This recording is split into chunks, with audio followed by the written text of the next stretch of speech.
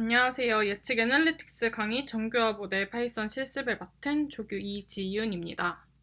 오늘 파이썬 실습의 목표는 정규화 모델을 구축하는 것입니다.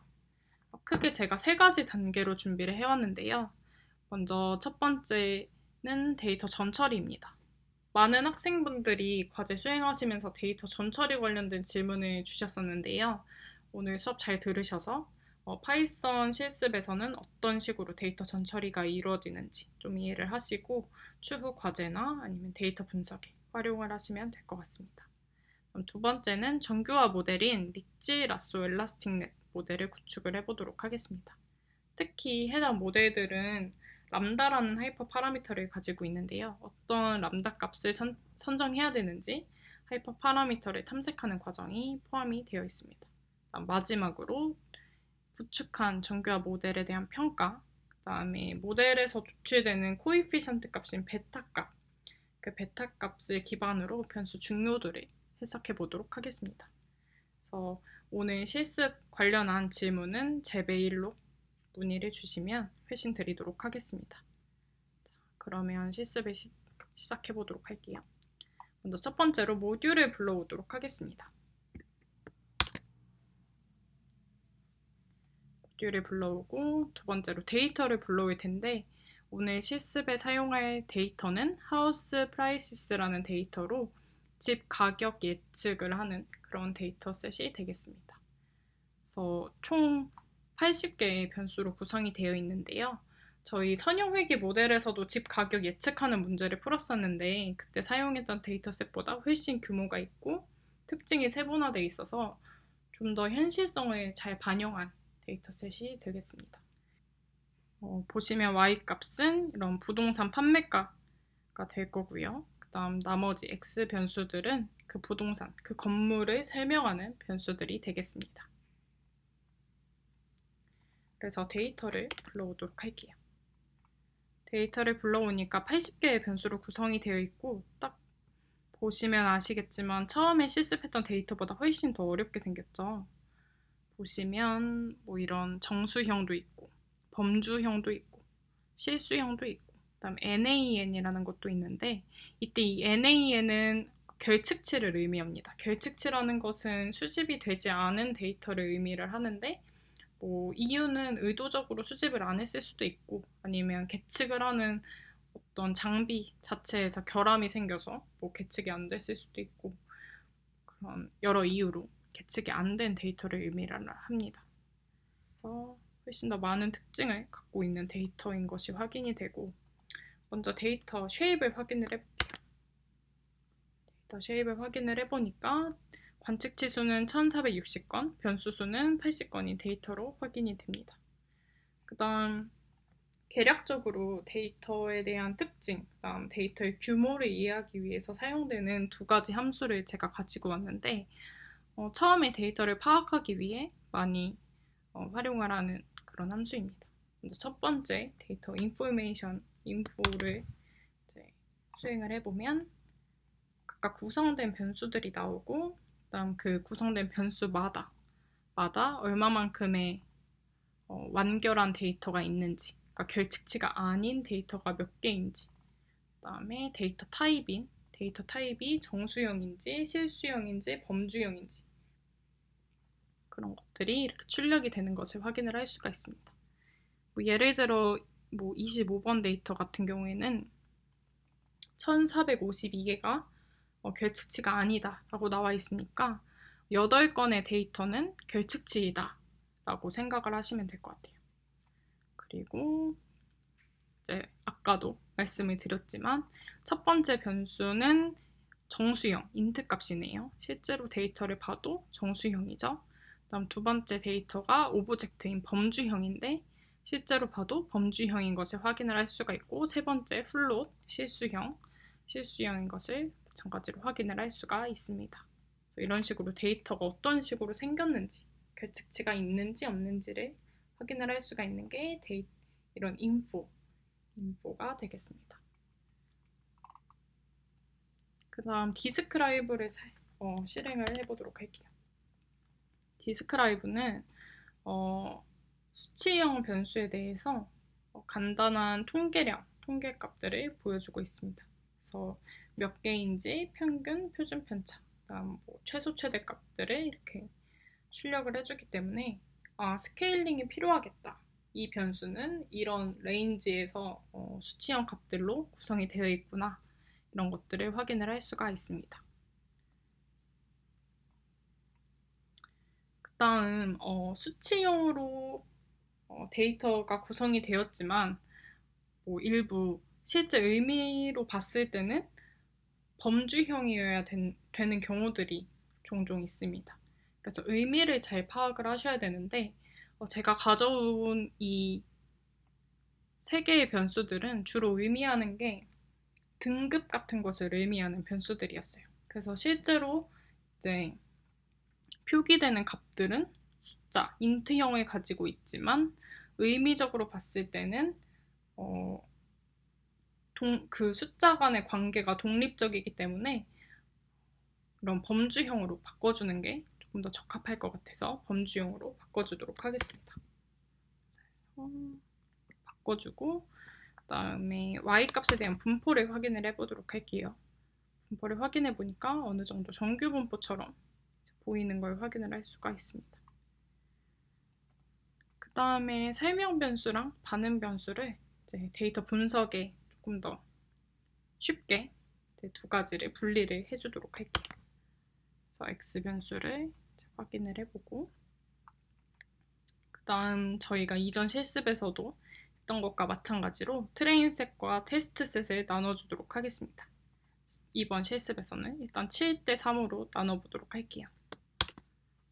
7대 3으로 나누고 이제 본격적인 전처리를 시작을 할 건데 먼저 첫 번째로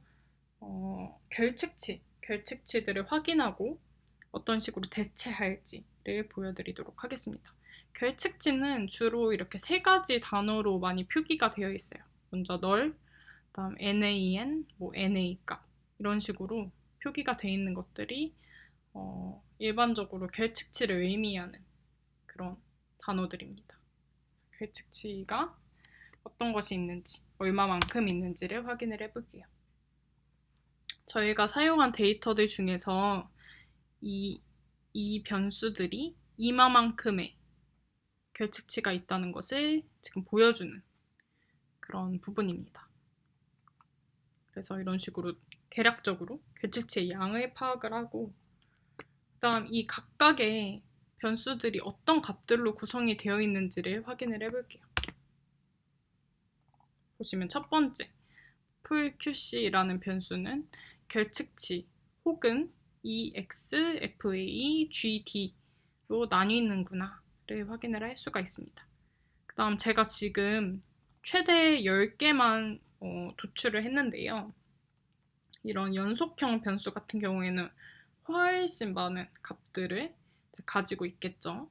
근데 제가 이제 편의상 10개만 출력을 해보았습니다. 보시면 이런 실수값들 있는 변수에도 결측치가 있고 이런 범주형 변수에도 결측치가 있는 것을 확인을 할 수가 있습니다. 그래서 이 데이터들이 결측치가 있고 이 조합을 확인을 해보았는데 왜 이 집합을 왜 확인을 하느냐라고 하면 자 볼게요. 일단 타겟값 y-값에 결측치가 있다면 애초에 예측을 하더라도 검증이 불가능하기 때문에 일반적으로는 이런 관측치는 제거를 합니다. 그 샘플을 이제 제거를 하고요. 이런 수치형 데이터는 일반적으로 평균값으로 대체를 하는데요. 물론 다양한 방법이 있습니다. 실제 값이 필요한 경우 중앙값을 사용을 하기도 하고 아니면 결측치 자체를 예측을 하는 또 다른 모델을 구축을 할 수도 있고요. 그래서 여러 방법이 있지만 일반적으로 평균값을 사용하기 때문에 이번 실습에서 평균값으로 대체를 하겠습니다. 그 다음 카테고리컬 변수 같은 경우에는 평균값으로 대체를 할 수가 없잖아요. 그렇기 때문에 NaN이라는 하나의 카테고리를 만들어주게 됩니다. NaN이라는 카테고리를 생성을 하도록 하겠습니다. 그래서 이 부분이 이제 수치형 변수는 평균값으로 그 다음에 범주형 변수는 NaN이라는 카테고리로 이렇게 할당을 하게 되고요. 다음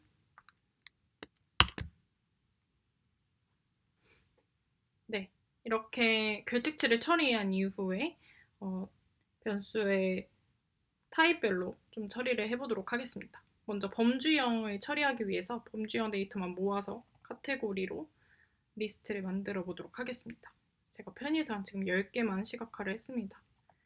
카테고리컬 변수는 숫자가 아니기 때문에 숫자로 변환을 해줘야 되는 인코딩 작업이 필요합니다. 인코딩 혹은 벡터라이징이라고 불리는데요.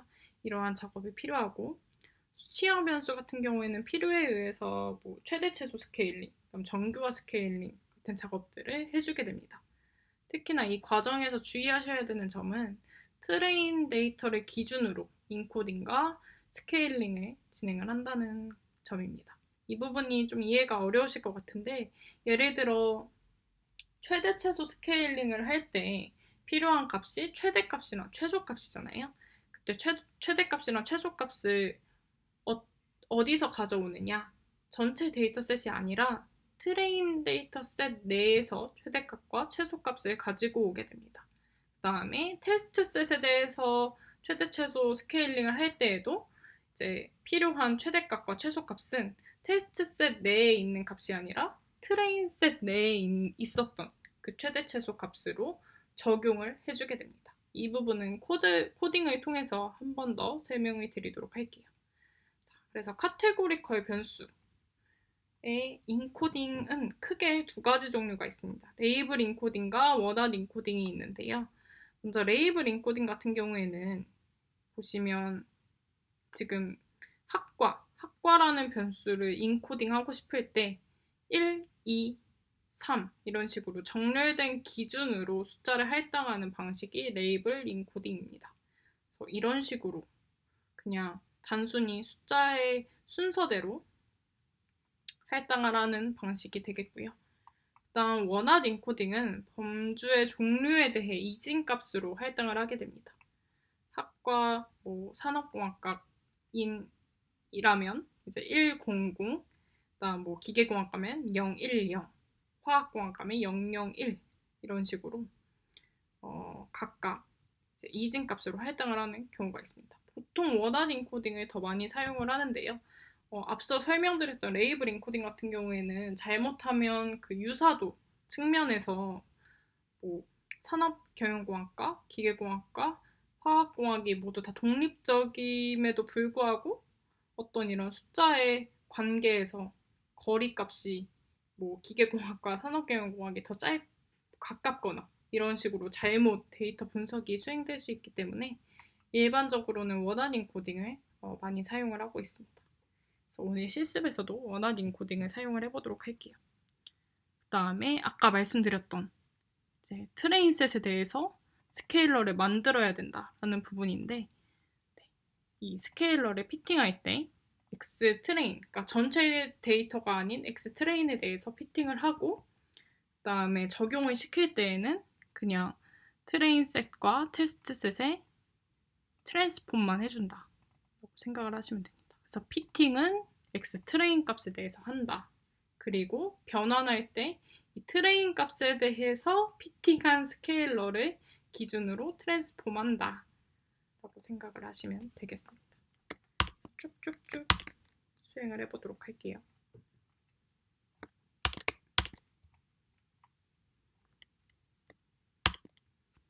그래서 결과적으로 이 부분까지가 스케일링을 적용을 하고 카테고리컬 변수는 이렇게 원핫 인코딩을 해서 정리를 한 데이터가 되겠습니다.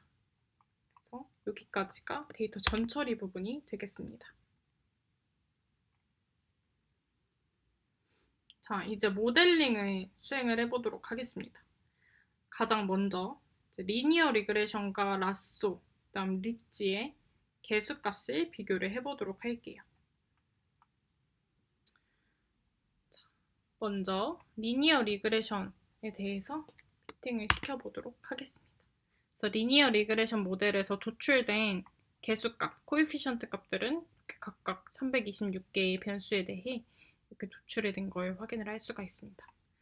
다음으로 라쏘랑 리치 모델을 만들 건데 일단 제가 첫 번째로는 람다 값인 알파 값을 일단 제 임의대로 설정을 해봤습니다.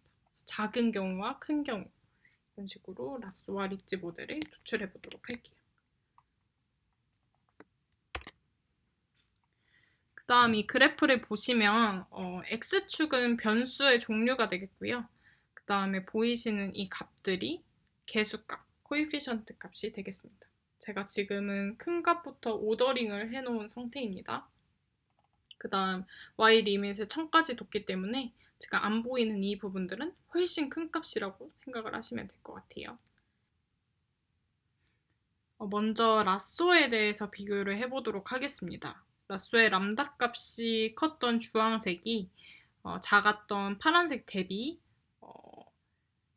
많은 변수의 값들이 개수가 0으로 도출이 된 것을 확인을 할 수가 있었습니다. 다음으로 리츠를 비교해 봐도 리치 리그레션에서의 람다 값이 큰 경우가 작은 초록색 대비 조금 더 개수 값들이 적은 값을 도출하는 것을 확인을 할 수가 있었습니다. 자, 지금 제가 도출한 이 모델들 같은 경우에는 제가 임의로 이렇게 하이퍼 파라미터들을 설정을 했죠. 하지만 이번 실습에서는 저희가 최적의 하이퍼 파라미터를 탐색하기 위해서 K-폴드 크로스 밸리데이션을 활용하고자 합니다.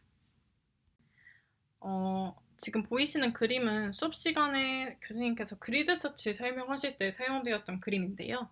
엘라스틱 리그레션에서 정의돼야 되는 하이퍼 파라미터는 람다 1과 람다 2가 있었죠.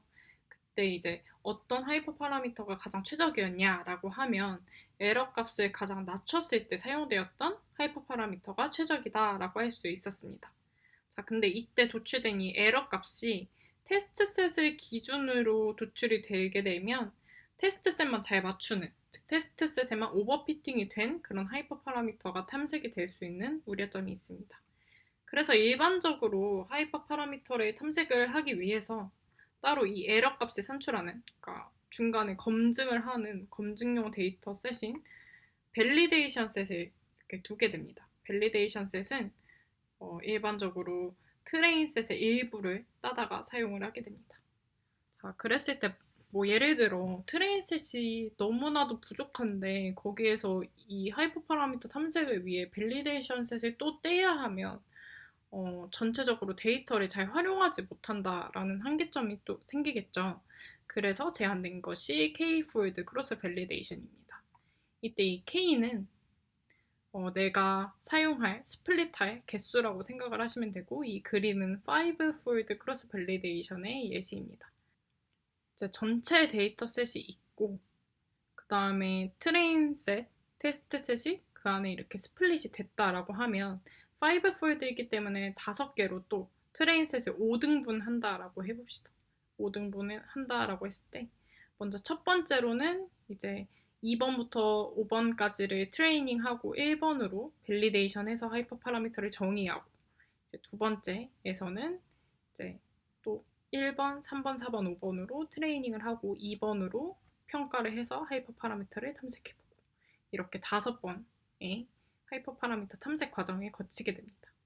그리고 마찬가지로 이제 각각 이 스플릿 내에서 이 폴드들로 이제 평가를 하게 되고 최적의 하이퍼 파라미터가 이 스플릿별로 도출이 되게 됩니다. 그리고 테스트 셋의 예측을 이제 각각 수행을 하게 되겠죠. 그리고 최종적인 예측 결과는 각각 도출된 결과값의 평균값을 사용을 하게 됩니다. 그리고 최적의 하이퍼 파라미터 값은 이제 각각 스플릿에서 제일 좋게 선정이 되었던 하이퍼 파라미터 값을 사용을 하게 됩니다. 자, K-폴드 크로스 밸리데이션의 장점은 크게 모든 데이터셋을 트레인에 활용할 수 있다는 점과 모든 데이터셋을 밸리데이션에 활용할 수 있다는 점이 되겠는데요. 그렇게 되면 이제 데이터 부족으로 인한 언더피팅도 방지할 수 있고 평가에 사용되는 데이터의 편중을 막을 수 있다라는 장점이 있습니다.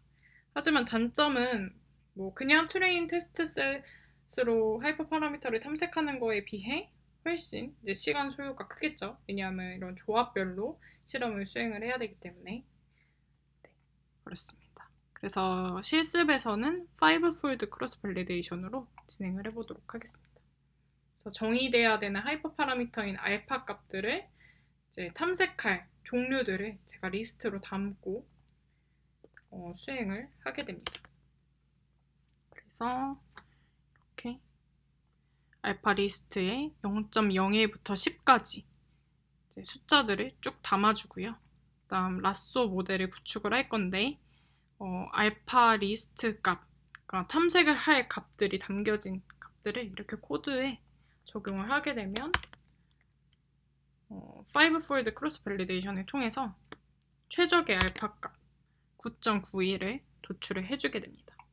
그럼 최적의 알파 값으로 예측을 수행을 해보도록 할게요. 다음 성능까지 쭉 도출을 해보도록 하겠습니다.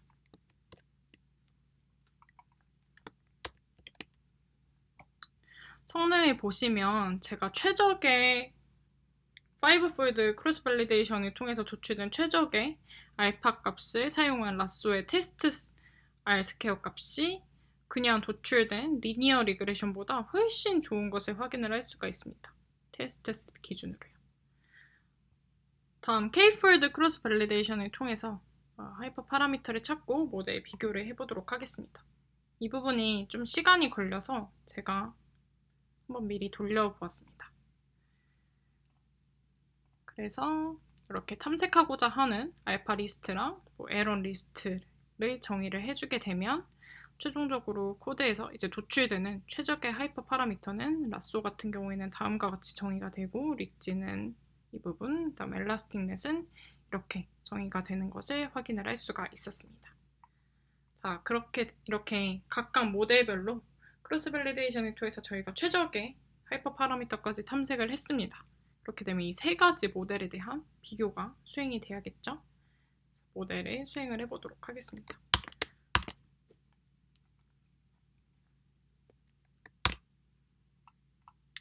자, 여기 스코어를 보시면 제가 5fold 크로스 밸리데이션을 사용했기 때문에 5개의 예측값에 대한 RMSE가 도출이 되는 것을 확인을 할 수가 있습니다. 예측값에 대한 RMSE가 이렇게 5개씩 도출이 되고요. 그랬을 때 라쏘, 리지, 엘라스틱넷이 각각 폴드별로 이 정도 수준의 RMSE가 도출되는 것을 확인을 할 수가 있습니다. 그렇게 되면 최종적인 예측은 평균 값을 사용을 하게 되는데 부수적으로 이제 스탠다드 데비에이션 값도 참고를 하게 되고요. 그랬을 때 보시면 RMSE는 낮을수록 좋은 정량적인 지표이기 때문에 엘라스틱넷이 가장 좋은 성능을 보이고 또 스탠다드 데비에이션 기준에서도 괜찮은 정도의 수준을 보이는 것을 확인을 할 수가 있습니다. 그럼 가장 성능이 좋았던 엘라스틱넷 모델을 기준으로 성능을 확인을 해보도록 하겠습니다. RMSE는 테스트셋 기준으로 이 정도 수준인 것을 확인을 할 수가 있고 이제 R스퀘어 값 같은 경우에는 88% 정도 수준인 것을 확인을 할 수가 있었습니다. 다음 예측 결과 플로팅을 해볼 건데요. 보시면 X축은 실제값, Y축은 출력값이기 때문에 일직선을 따라가야 가장 정확한 예측을 했다라고 할 수 있겠습니다. 특히 여기에서 빨간색 점들은 트레인셋에 대한 값이고 파란색 점들은 테스트셋에 대한 값인데 굉장히 예측을 트레인셋이든 테스트셋이든 잘 해주고 있는 것을 확인할 수가 있습니다. 마지막으로 개수값의 변수 중요도로 생각해보고 좀 해석을 해보도록 하겠습니다. 가장 성능이 좋았던 엘라스틱넷의 개수값을 산출을 해보았는데요. 각각 변수에 대한 개수값, 즉 베타값이죠. 개수값들이 이렇게 산출이 되는 것을 확인을 할 수가 있습니다. 이를 중요도로 생각하기 위해서 일단 첫 번째로 절대값을 취해보도록 하겠습니다.